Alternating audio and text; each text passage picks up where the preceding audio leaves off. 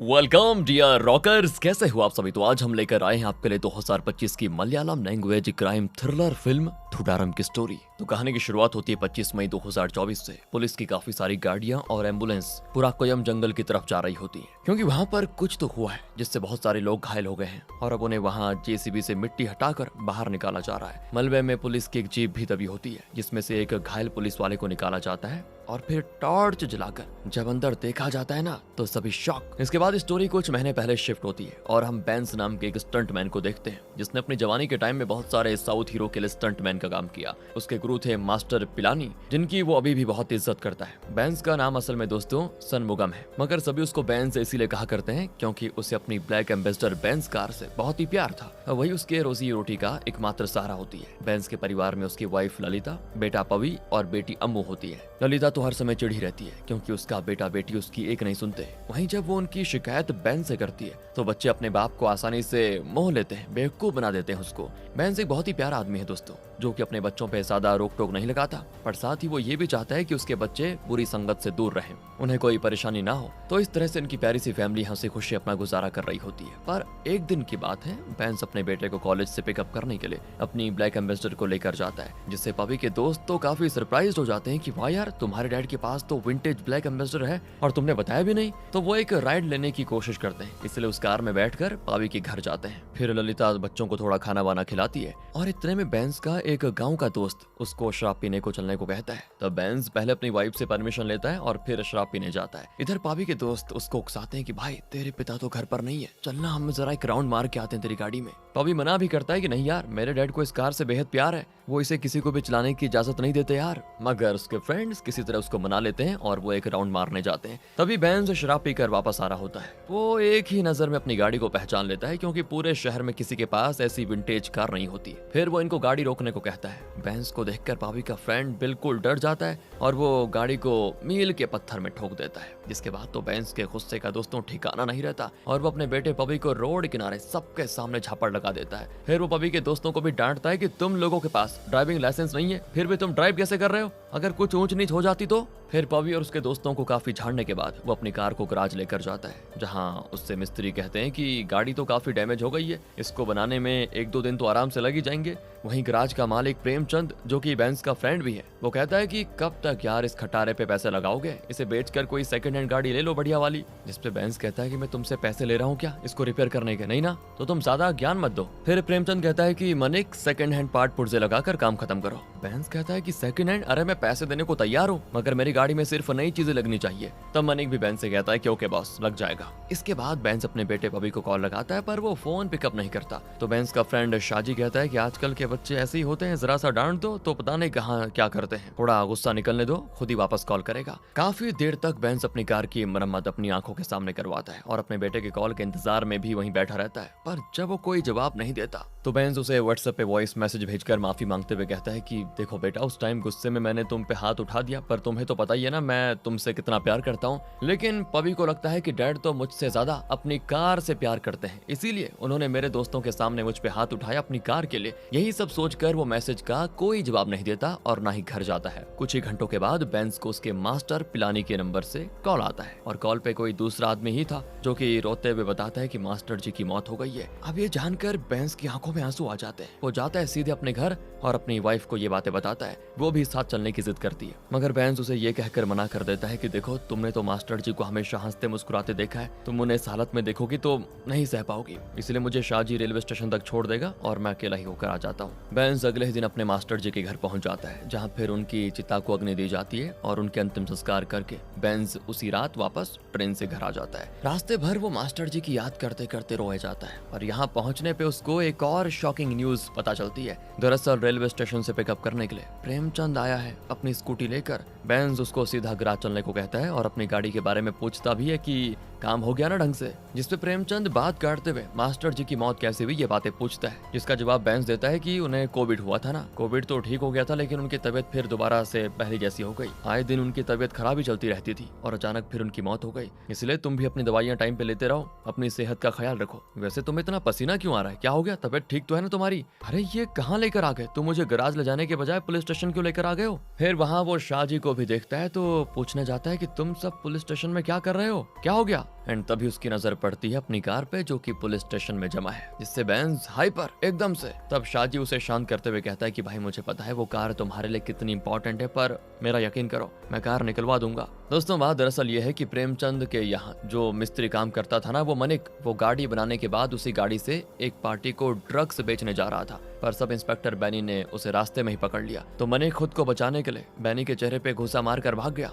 जिसके बाद बैनी की आंख के पास बिल्कुल लाल हो गया और फिर बैनी गुस्से में वो गाड़ी पुलिस स्टेशन लेकर आ गया। पर अब जब शाजी, प्रेमचंद और बेंस बैनी से बात करते हैं कि मनिक सिर्फ एक मिस्त्री था, उससे हमारा कोई लेना देना नहीं था, प्लीज इस गाड़ी को छोड़ दीजिए, तो बैनी का कहना होता है कि मैं इतनी आसानी से तो नहीं छोड़ने वाला, उस लड़के ने मुझ पे हाथ उठाया था, मुझ पे, ऐसा ही बैनी पे, उसे उसके किए की सजा तो जरूर मिलके रहेगी। और रही बात उस गाड़ी की, तो उसका परमिट कहाँ है? बिना किसी परमिट के तुम उस आउटडेटेड मॉडल को टैक्सी की तरह यूज कैसे कर रहे हो, ये भी बताओ। तभी यहाँ पे कांस्टेबल सुरेश आता है, तो वो बैनी से कहता है कि सर मेरी बहन की शादी है ना, तो मैं छुट्टी लेने के लिए एप्लीकेशन दिया था। बैनी कहता है कि इंस्पेक्टर को आने दो, तुम चिंता मत करो, तुम्हें तुम्हारी बहन की एक दिन शादी के पहले छुट्टी मिल जाएगी। इसके बाद बेंज बैनी से कहता है कि सर वो मेरी गाड़ी सिर्फ लोकल राइड के लिए इस्तेमाल करता हूँ मैं, अगर आप चाहो तो मैं फाइन वाइन पे करने को भी तैयार हूँ, पर प्लीज मेरी गाड़ी मुझे लौटा दीजिए। बैनी कहता है कि देखो ऐसा कुछ भी नहीं होने वाला, तुम लोग चलते बनो, निकलो। फिर लगातार बेंज 2 दिन तक पुलिस स्टेशन के आसपास ही घूमता रहता है, वो अपने घर भी नहीं जाता अभी तक, उसे तो बस किसी भी तरह अपनी गाड़ी वापस चाहिए,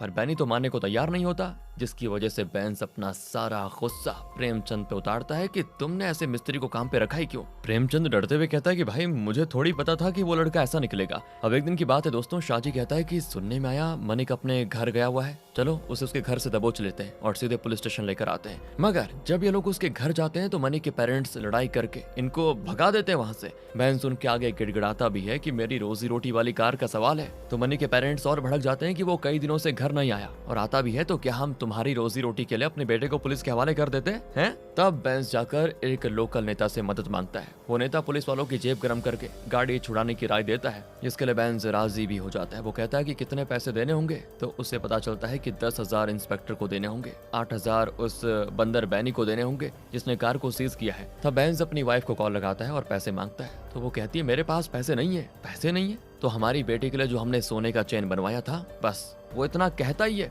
कि इतना सुनते ही ललिता गुस्से में लाल पीली हो जाती है और कहती है वो मैंने उसकी शादी के लिए रखा हुआ है, शादी के लिए। अगली सुबह हो जाती है और जब बैनी देखता है कि बेंज तो आराम से अपनी कार को वॉश कर रहा है, तो वो उस पर और गुस्सा हो जाता है कि ये एविडेंस है और तुम इसको धोकर एविडेंस के साथ छेड़खानी कर रहे हो। इस पे बेंस कहता है कि ये मेरी गाड़ी है, मैंने आज तक इसे इतने प्यार से रखा है और आज इस पे धूल मिट्टी जम गई, इसीलिए मैं तो बस इसको वॉश कर रहा हूँ। और एक बात बताइए, आप लोग ये सारे कानून गरीबों के सामने झाड़ते हो क्या? अमीर लोगों के सामने तो आपकी बोलती बंद हो जाती है। इस बात को लेकर अब दोनों के बीच में काफी गर्मा गर्मी बहस हो जाती है, बात हाथापाई तक पहुंच जाती है और तब बाकी के लोग इनको छुड़ाते हैं। पर बैनी कसम खा लेता है कि अब तो चाहे जो भी हो जाए, मैं तुम्हारी गाड़ी को छोड़ने वाला नहीं, ये यहीं पुलिस स्टेशन में रहेगी चाहे सड़ जाए। इसके बाद तो नेताजी भी बेंस को डांटते हैं कि हम यहाँ कुछ ले देकर मामला सुलझाने की कोशिश कर रहे हैं और तुमने बात को और बढ़ा दिया। बेंस कहते हैं मैं तो उस सब इंस्पेक्टर को अब फूटी कौड़ी तक नहीं देने वाला। नेता कहता है ठीक है, फिर अब आगे जो होगा उसके जिम्मेदार तुम खुद हो गए। मैंने कोशिश की थी तुम्हारी मदद करने की, पर जब तुम बात को समझ ही नहीं रहे हो तो मैं बीच में क्यों पड़ूं। बेंस जाता है सीधे अपने घर, अपनी वाइफ को सारी बातें बताता है। फिर रात में वो ललिता से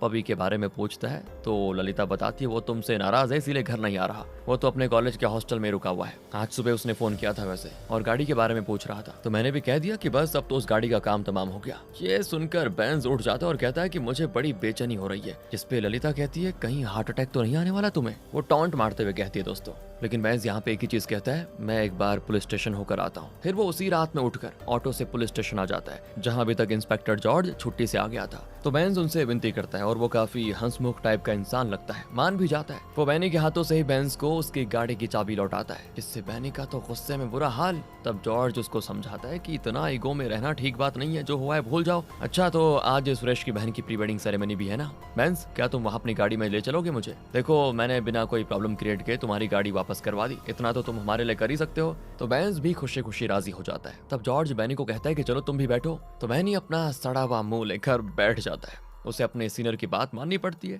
और इसकी उसको बड़ी खुन्नस भी होती है। वो रास्ते भर बेंस को बस घूरते जाता है। वहीं जॉर्ज तो हंसी खुशी बेंस से बातचीत करते हुए जाता है। पार्टी में लोग फुल एंजॉय करते हैं। वो बेंस को भी शराब पीने को कहते हैं, मगर बेंस कहता है नहीं साहब, मुझे ड्राइव करके अपनी गाड़ी सही सलामत वापस घर लेकर जानी है, इसलिए मैं तो शराब नहीं पी सकता। तो फिर जॉर्ज उसके साथ जबरदस्ती भी नहीं करता। अब बेंस काफी देर तक इंतजार वहां पे करता है कि ये लोग कब वापस चलेंगे। इंतजार करते करते वो चेयर पे सो जाता है। फिर आधी रात को बैनी उसको जगाता है और कहता है कि हमें निकलना है, चलो। पर जॉर्ज कहता है कि देखो, घर चलने से पहले हमें थोड़ा वहाँ पुराक्यम चलना होगा। वहाँ पे सुरेश का एक फार्म हाउस है, वहीं हमें कुछ काम भी है, तो प्लीज वहाँ भी थोड़ा चल लो। बेंस कहता है पर वो जगह तो शहर से काफी दूर है सर, हमें लौटते लौटते सुबह हो जाएगी। जॉर्ज कहता है तो क्या हो गया, गाड़ी मिलने की खुशी में इतना तो कर ही सकते हो। इसके बाद बेंस की गाड़ी में जॉर्ज, बैनी और सुरेश तीनों साथ बैठकर जाते हैं पुराक्यम। रास्ते में जॉर्ज बेंस से कहता है कि सुनने में आया है कि तुम एक फिल्म में स्टंटमैन थे, तो फिर ये टैक्सी ड्राइवर कैसे बन गए। बेंस फिर अपनी स्टोरी बताता है कि मैंने 60 से 70 फिल्मों में फाइटिंग सीन किया है, पर एक बार एक तमिल फिल्म की शूटिंग के दौरान एक एक्सीडेंट हुआ।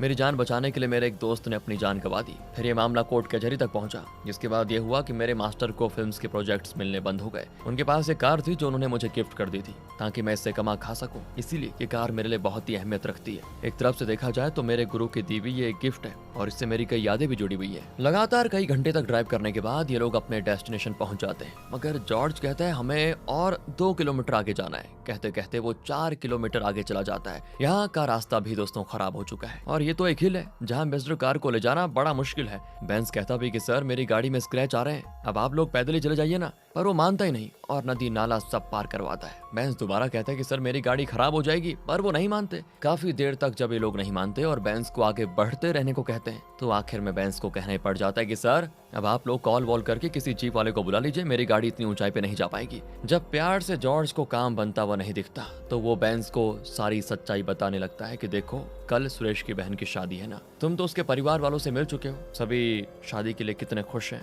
पर एक प्रॉब्लम ये हो गई है कि सुरेश की बहन का कॉलेज टाइम से एक बॉयफ्रेंड था जो कि आज रात घर पे आ धमका जिस वक्त तुम सो रहे थे। उस लड़के ने आकर तमाशा खड़ा कर दिया। वो शादी रुकवाना चाहता था। सुरेश की बहन ने भी क्लियरेंस दे दिया था कि मैंने इससे कब का ब्रेकअप कर लिया था और मैं वहीं शादी करूंगी जहां मेरे घर वाले बोलेंगे। तो इसीलिए हमने उस लड़के को समझाने बुझाने के लिए एक कमरे में लेकर गए, जहां उस लड़के ने सुरेश की बहन की अश्लील वीडियो और फोटोज दिखाकर सुरेश और उसके पिता को कहने लगा कि मैं इसे अभी सोशल मीडिया पे पोस्ट करूंगा। अब यार सुरेश के पिता एक सीधे साधे आदमी है, वो अपनी बेटी की लाइफ इस तरह से खराब होते हुए नहीं देख पाए और उन्होंने हड़बड़ी में उसको धक्का दे दिया। सर पर चोट लगने की वजह से उसकी मौत हो गई। अब क्या है ना, हम पुलिस वाले हैं, अगर हम एक दूसरे की मदद नहीं करेंगे तो कौन करेगा। तो बात ऐसी है बेंस कि हम उस लड़के की लाश को तुम्हारी गाड़ी की डिक्की में भर कर लेकर आए हैं यहाँ ठिकाने लगाने के लिए, पर तुम उसके साथ ही नहीं दे रहे। इतना सुनकर बेंस को अपने हाथों पे कंट्रोल नहीं रहता। वो इंस्पेक्टर जॉर्ज को कॉलर पकड़कर कहता है कि तुम्हारी हिम्मत कैसे भी मेरी गाड़ी में लाश रखने की। वो फिर जल्दी से अपनी गाड़ी से उतरता है और डिक्की खोलकर चेक करने जाता है तो वैनी उसको दर दबोच और जॉर्ज कहता है कि देखो बेंस, अगर तुम हमारी बात नहीं सुनोगे तो आज रात इस जंगल में एक नहीं 2 लाशें ठिकाने लगेंगी, तुम जिंदा नहीं जा पाओगे यहाँ से। अब अपनी जान की धमकी मिलने के बाद बेंस को वही करना पड़ता है जो जॉर्ज उसे करने को कहता है। वो चुपचाप पिछली सीट पे सुरेश के साथ बैठ जाता है। वहीं गाड़ी अब चलाता है बैनी और उसके बगल वाली सीट पे जॉर्ज बैठा होता है। फिर काफी ऊंचाई पे जाने के बाद ये लोग कार से उतरते हैं और बेंस को अपनी जगह पे चुपचाप बैठे रहने को कहकर वो लाश को ठिकाने लगाते हैं। पर इन्हें नहीं पता होता कि आज हिल टॉप पे एक पूजा है। वहीं से एक आदमी कुछ सामान वामान लेकर अपनी गाड़ी से नीचे की ओर आ रहा होता है। तभी उसकी नजर बेंस पे पड़ती है। वो कहता है कि इस तरह बीच में गाड़ी खड़ी क्यों हो रखी है, मगर बेंस डर के मारे कुछ नहीं कहता, तो वो वहां से चला जाता है। कुछ देर के बाद बेंस के पॉकेट में जॉर्ज कुछ पैसे रख देता है ताकि वो अपना मुंह बंद रखे। पर वापसी के टाइम इन्हें बहुत सारे लोग मिल जाते हैं जो कि हिल टॉप पे पूजा करने के लिए जा रहे थे, जिससे क्या होना था, सभी लोग दोस्तों इस ब्लैक विंटेज कार को नोटिस कर लेते हैं। अगली सुबह की बात है, जब ललिता झाड़ू देने के लिए बाहर आती है तो बेंस को कार में देखती है। उनका कुत्ता जोर जोर से भौंक रहा होता है और गाड़ी की हालत हद से ज्यादा खराब हो चुकी है,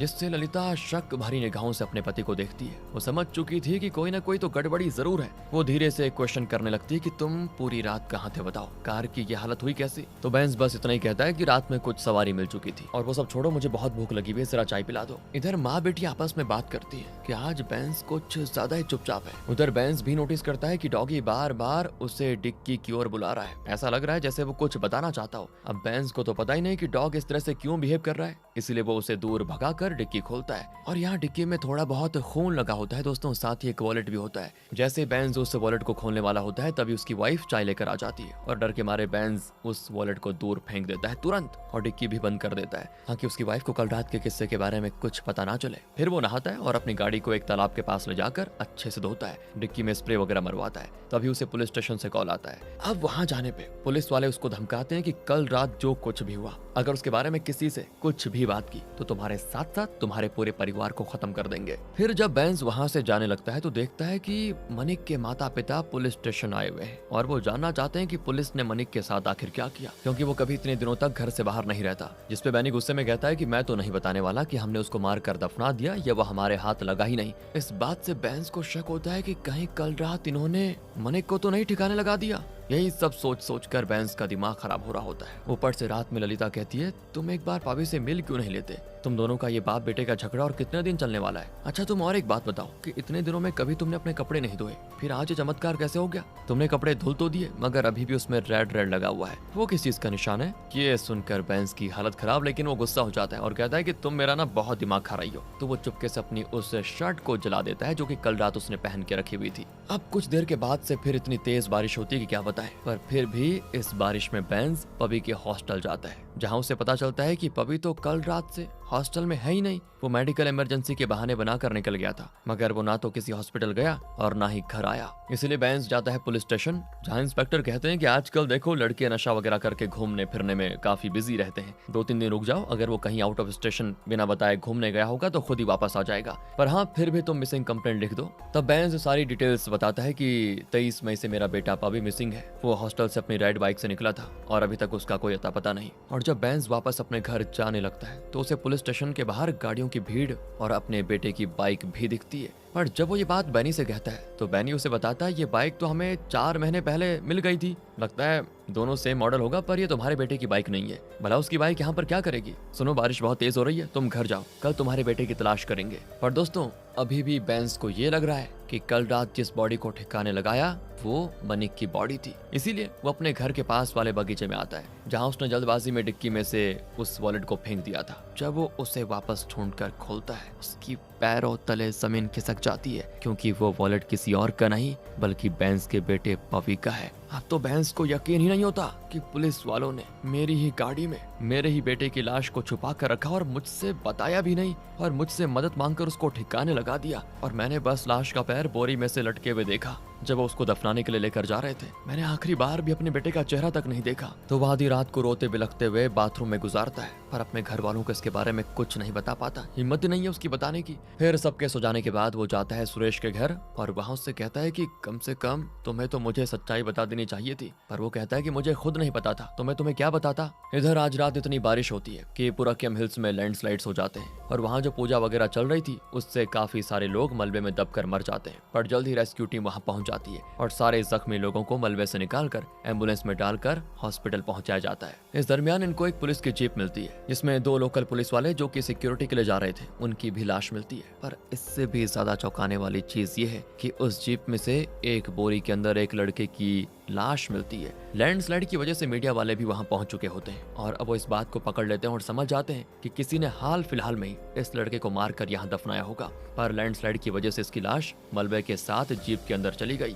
फिर लाश की पहचान की जाती है और पता चलता है कि ये लड़का कहाँ का रहने वाला है। तो अगले दिन वहीं की पुलिस डिपार्टमेंट को इसे सॉल्व करने का जिम्मा सौंपा जाता है। जाहिर सी बात है ये लाश बेंज के बेटे पवी की है। अब इससे जॉर्ज और बैनी तो काफी परेशान हो जाते हैं कि हमने इतनी मुश्किल से इस लाश से पीछा छुड़ाया और ये वापस हमारे पास आ गई और अब तो इसका पोस्टमार्टम भी चल रहा है। तभी प्रेमचंद आकर पुलिस वालों को बताता है कि मनिक आज मेरे गराज पे आया था पर मैंने उसे काम पे वापस नहीं रखा, मगर अब तो बैनी का सारा ध्यान मनिक से हटकर इस केस पे आ गया है, मतलब पवी वाले केस पे। ऊपर से आज सुरेश भी पुलिस स्टेशन नहीं आया होता। तो बैनी जब पता करता है तो उसके घर वाले बताते हैं कि एक आदमी ब्लैक एम्बेसडर में आया था और वो सुरेश को अपने साथ लेकर गया। बैनी सीधे जाकर जॉर्ज को सारी बातें बताता है कि पक्का वो बेंज ही होगा सर। पर ना तो बेंज का फोन लग रहा होता है ना ही सुरेश का। जॉर्ज फिर अपना शैतानी दिमाग दौड़ाता है और रात में जाता है बेंज के घर। वहाँ वो बेंज के बारे में पूछता है तो उसकी बीवी कहती है वो तो कल रात से घर ही नहीं आए। तो फिर जॉर्ज पूछने लग जाता है कि बेंज और पवी का रिश्ता कैसा था। सुनने में आया कि बेंज ने पवी को बीच सड़क पे थप्पड़ मारा सबके सामने।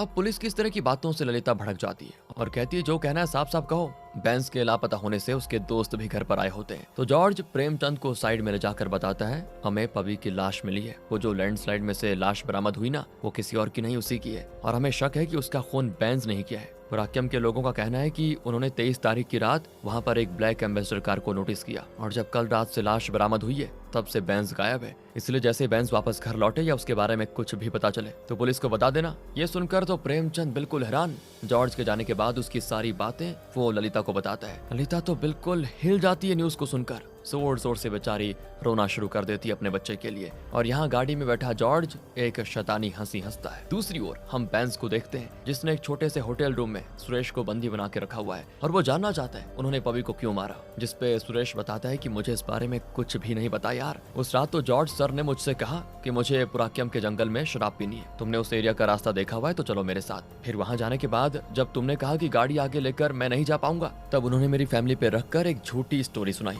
उस वक्त तुम जितने हैरान थे मैं भी उतना ही हैरान था। लेकिन दोस्तों बेंज को इसकी बातों पे यकीन नहीं होता और वो सारी सच्चाई बताने के लिए कहता है। जब सुरेश सारी बात नहीं बताता तो वो उसकी एक उंगली काट देता है। पर कुछ देर के बाद जॉर्ज सुरेश के फोन को ट्रेस करके उस होटल में पहुंच जाता है। वहाँ वो बेंज से कहता है कि मैं 36 साल से पुलिस में हूँ, इस दौरान मैंने जाने अनजाने में बहुत से गलत काम किए हैं, कुछ ही दिनों में मैं रिटायर भी होने वाला हूँ और मुझे अपने किए का रत्ती भर भी अफसोस नहीं है। फिर वो आगे बताता है कि मैं तो यहाँ हूँ पर तुम्हें पता है बैनी उधर क्या कर रहा है। फिर दोस्तों हम देखते हैं कि जॉर्ज के कहने पे बैनी ने बेंज की बीवी और बेटी को पूछताछ के लिए थाने बुलाया और वहाँ वो उनको बुरी तरह से मार पीट कर रहा है। ये कबूल करने को कह रहा है कि बेंज ने ही अपने दोस्त को मारा था क्योंकि बेंज का अपनी बेस्ट फ्रेंड की बीवी ललिता के साथ अफेयर था। हाँ दोस्तों ललिता पहले बेंज की दोस्त की वाइफ थी और अपने बेस्ट फ्रेंड को रास्ते से हटाने के बाद उसने ललिता से शादी कर ली और ललिता के बेटे पवी को भी अपना लिया, ऐसा पुलिस वाले कहते हैं। वो आगे ये भी कहते हैं पर वो पवी को कुछ खास पसंद नहीं करता था, इसलिए आए दिन उन दोनों के बीच में लड़ाई होती रहती थी।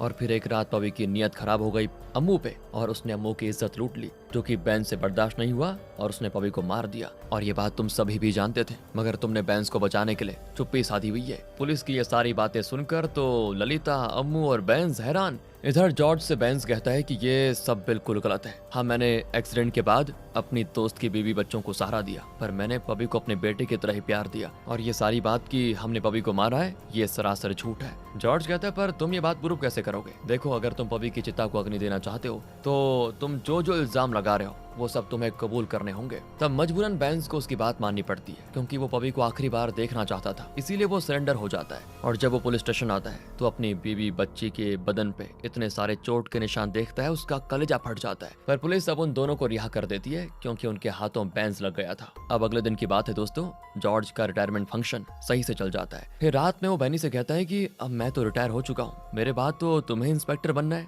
इसलिए आज रात सभी पुलिस वालों को जल्दी घर भेज दो। पुलिस स्टेशन में सिर्फ तुम रहना, मेरे कुछ आदमी आएंगे जो बेंज का काम तमाम कर देंगे। अगर तुम मेरे बताए हुए रास्ते पे चलोगे तो तुम्हें प्रमोशन मिलने से कोई नहीं रोक सकता। फिर क्या था दोस्तों, बैनी फिर से जॉर्ज की बातों में आ जाता है और वो पूरा पुलिस चौकी खाली करवा देता है जिससे सुरेश को शक होता है कि जरूर आज भी ये लोग कुछ कांड करने वाले हैं। इसीलिए वो कुछ देर के बाद वापस पुलिस स्टेशन आता है और देखता है कि चौकी में अंदर से लॉक लगा हुआ है। वो काफी खोलने को कहता है पर कोई नहीं खुलता। तब उसे अंदर से तेज मारपीट की आवाज आती है। दरअसल वो लोग आए तो थे बेंज को मारने के लिए लेकिन बेंज ही उन पर भारी पड़ गया। अब वो सभी को मारपीट करके आखिर में बैनी से पूछता है कि मेरी बेटे को क्यों मारा तुमने? तो बैनी बताता है मैंने थोड़ी मारा, उसका तो जॉर्ज सर के साथ कुछ लफड़ा था, उन्होंने उसको बुरी तरह से टॉर्चर करके मारा। पर कुछ देर के बाद तुम आ गए अपनी गाड़ी छुड़वाने के लिए, तो तुम्हें आता हुआ देखकर जॉर्ज सर ने मुझसे कहा लाश को कहीं छिपा दो। मुझे कुछ समझ नहीं आया और मैंने जल्दबाजी में लाश तुम्हारी गाड़ी की डिक्की में छुपा दी। इसीलिए जब जॉर्ज सर ने मुझसे कहा कि गाड़ी दे दो तो मेरी हालत खराब हो गई।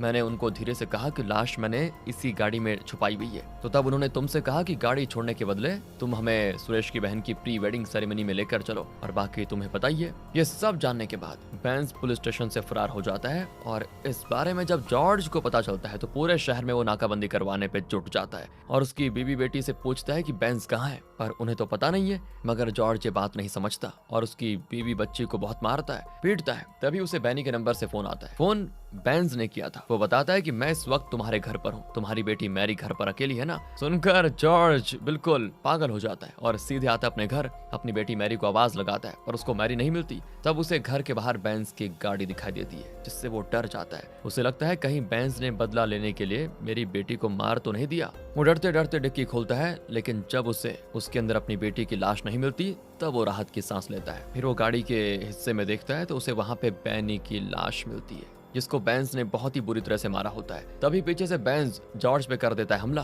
और इन दोनों के बीच होती है भयंकर फाइट और आखिर में बेंस जॉर्ज के मुंह पे प्लास्टिक बांधकर उसका दम घोटकर मार डालता है। और खिड़की से ये सारी चीजें मैरी देख रही होती है। अपने पिता की मौत के बाद वो अपनी मरी हुई माँ की तस्वीर देखती है और फिर हमें पता चलता है दोस्तों कि पवी का सुरेश की बहन के साथ नहीं बल्कि जॉर्ज की बेटी के साथ रिलेशनशिप था, जिसके बारे में जॉर्ज को पता चल गया था। तो उसने पहले तो अपनी बेटी को खूब मारा पीटा और धमकाया कि अगर मेरे हिसाब से नहीं चलोगी तो जिस तरह मैंने तुम्हारी माँ को मारा उसी तरह तुम्हें भी मार दूंगा, किसी को कानो कान खबर नहीं होगी। और फिर उसने पवी को पुलिस स्टेशन बुलाया और वहाँ उसके साथ मारपीट की। हालांकि पवी ने अपना इंटेंशन क्लियर कर दिया था कि मैं मैरी को लेकर सीरियस हूँ, उससे शादी करना चाहता हूँ, पर फिर भी जॉर्ज उसको ये कहकर टॉर्चर कर रहा था कि तुम्हारी हिम्मत कैसे भी एक पुलिस वाले के घर की इज्जत के साथ खिलवाड़ करने की। और फिर मारते मारते उसने पवी को जान से मार डाला। बाकी आगे की स्टोरी तो हमें पता ही है कि कैसे फिर जॉर्ज ने बैनी के साथ मिलकर पवी की लाश को बेंस की गाड़ी से वहाँ हिल्स में दफनाया। अब अगले सीन में पवी के पोस्टमार्टम के बाद उसकी लाश को उसके घर लाया जाता है, जहाँ उसकी माँ बहन का तो रो रो कर बहुत ही बुरा हाल हो गया था। लोगों की भीड़ लगी होती है पवी को आखिरी बार देखने के लिए। यहाँ सुरेश मैरी को लेकर आता है ताकि वो भी आखिरी बार पवी को देख सके, क्योंकि वो सच में पवी से बहुत प्यार करती थी। अब दोस्तों बेंस खुद को पुलिस के हवाले कर देता है। जब उसे कोर्ट में पेश किया जाता है तो पुलिस वाले उससे कहते हैं अगर आप मुंह ढकना चाहते हैं तो ढक सकते हैं क्योंकि बाहर मीडिया वाले हैं। पर बेंस बिना मुंह ढके मीडिया के सामने जाता है और मीडिया वाले उससे सवाल पे सवाल करते हैं कि क्या आपने ही बेटे को मारा आपने? तो बेंस प्राउडली कहता नहीं, मैंने अपने बेटे को नहीं बल्कि उसके कातिल को मारा। और इसी के साथ होती है मूवी यहाँ पर खत्म। मिलते हैं आपसे अगली वीडियो में। अगर आपको अच्छी लगी हो तो लाइक करें, चैनल को सब्सक्राइब, ध्यान रखिए अपना। Thanks for watching.